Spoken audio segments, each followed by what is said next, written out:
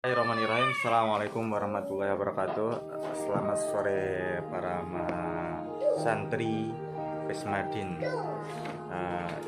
Semoga teman-teman semua dalam keadaan sehat. Kali ini kita akan membahas tentang bab toharoh atau bersuci.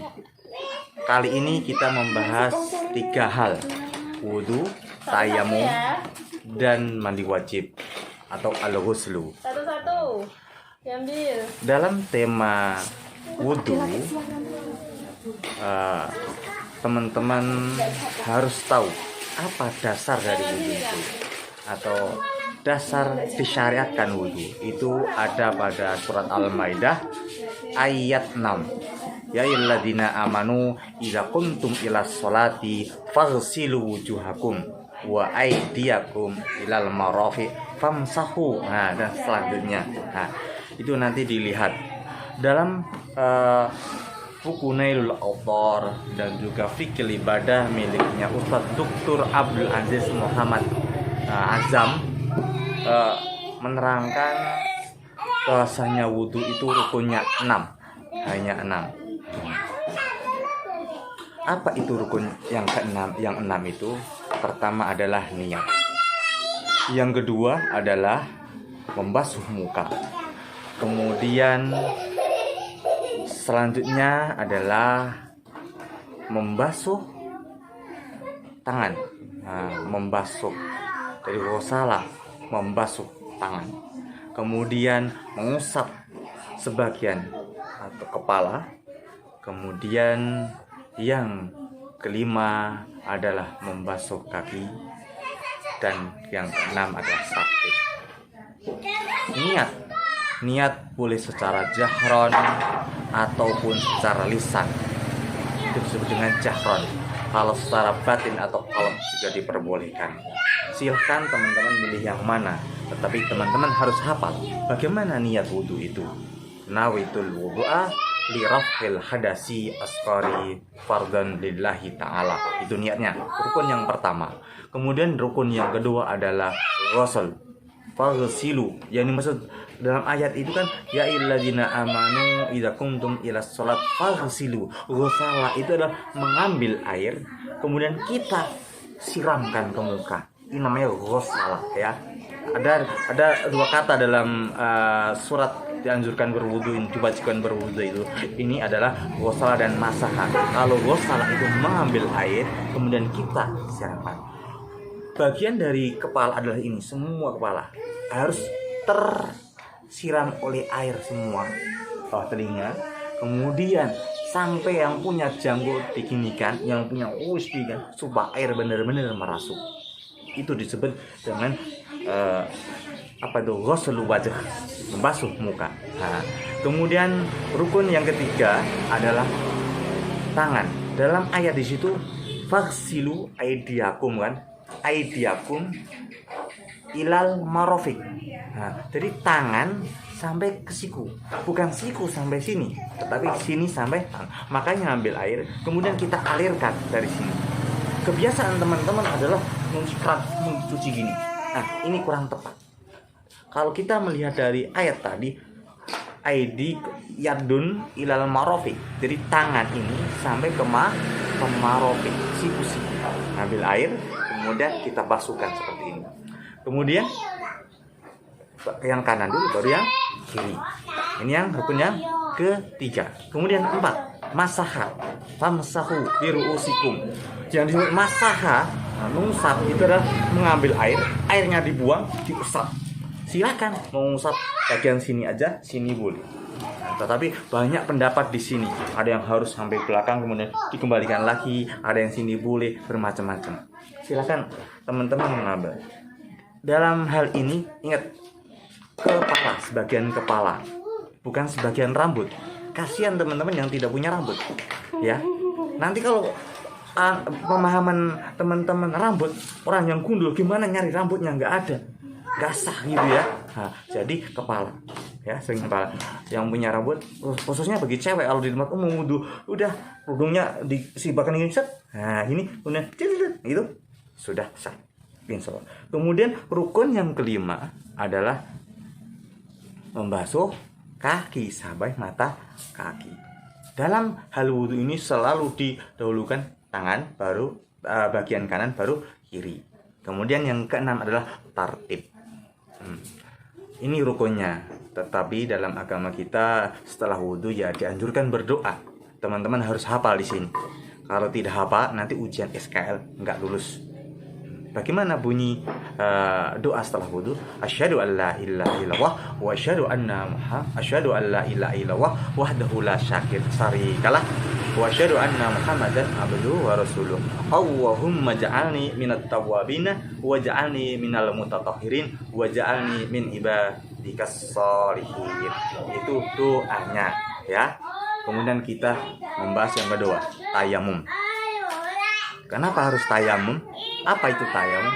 Tayamum adalah pengganti dari wudhu. Kalau teman-teman lagi di padang pasir, sudah waktu masuk sholat, tidak ada air, maka boleh bertayamum. Dan juga mungkin di kendaraan, dalam perjalanan, di pesawat, kemudian juga sewaktu teman-teman dalam keadaan sakit tidak memungkinkan untuk mencari air atau menggunakan air, juga dianjurkan untuk tayamum sebagai pengganti dari wudhu. Bagaimana rukun tayamum itu? Niat itu yang paling pertama. Yang kedua, mengusap kepala, kemudian baru tangan dan tartib ya. Nah, niatnya apa? Bagaimana niat tayamum? Nawaitu tayamum istibahatis sholati fardhan lillahi ta'ala. Itu niatnya ya. Kemudian yang kedua adalah mengusap kepala. Bagaimana mengambil debu? Contoh kita mengambil debu, jebret. Nah gitu. Setelah mengambil debu seperti ini, nah, itu kita boleh menepukkan gini ataupun begini. Kalau Anda teman-teman di padang pasir, kemudian debunya tebal, nah begini aja supaya tipis. Kalau nggak diginikan, nanti kita usapkan, nanti jadi bedakan gitu kan, tebal gitu kan. Udah diginikan untuk menipiskan debu, gunanya untuk menipiskan debu. Kalau mungkin di pesawat dengan gini diginikan sudah cukup juga apa-apa, bebas silahkan Anda memilih. Langkah kedua, rukun yang kedua adalah tadi mengusap kepala. Harus semua. Waktu sini ini bagian bawah jempolan ini ke belakang telinga seperti ini, kemudian begini ya. Nah, ini. Kemudian rukun yang ketiga, mengusap tangan. Masaknya begini, mulai dari ujung ini, kemudian kita alirkan ke bawah sampai siku-siku. Kita balik. Ada yang boleh langsung, ada langkah baiknya seperti ini. Supaya apa? Supaya debu yang di sini masih ada, tidak bersih, tidak hilang. Kemudian baru sebelah kirinya. Kalau sebelah kiri bebas. Nah, dalam membasuh tangan ini ada yang mengatakan mazhab yang boleh sampai seperti ini, tapi ada yang sakit siku-siku. Kalau saya sependapat mengikuti mazhab yang sampai siku-siku, dan saya lebih plong, lebih puas, lebih tenang. Kemudian yang rukun yang berikutnya adalah tartib. Tartib ini berurutan dari niat, mengusap kepala, tangan, itu harus tertib. Tidak boleh tangan baru kepala, tidak boleh. Demikian juga dengan wudhu tadi, ya. Pokoknya semuanya kalau tertib itu berurutan dari awal satu sampai akhir, didahulukan kanan dulu baru kiri. Itu adalah perihal pembahasan tentang tayamum. Kemudian yang terakhir pembahasan kita pada sore hari ini adalah pembahasan tentang mandi wajib. Bagaimana mandi wajib? Apa sih mandi wajib itu? Nah, gitu. Mandi wajib adalah suatu yang harus dilakukan baik wanita atau laki-laki sewaktu setelah mengalami sesuatu atau melakukan sesuatu. Kalau perempuan mungkin setelah haid, kalau laki-laki ya setelah mimpi besar dan sebagainya. Bagaimana tata caranya? Pertama adalah niat. Bagaimana niatnya? Nawaitul ghusla li raf'il hadasi akbari fardhan lillahi ta'ala. Kalau kita bahasakan Indonesia, niat itu berurutan. Nawaitu, saya niat kan. Ghusla, mandi. Lirofi, untuk membersihkan hadas akbar, hadas yang besar. Fardun, sudah wajiban karena Allah Ta'ala. Nah, tayamum tadi juga nawaitu, saya niat tayamuma, kan?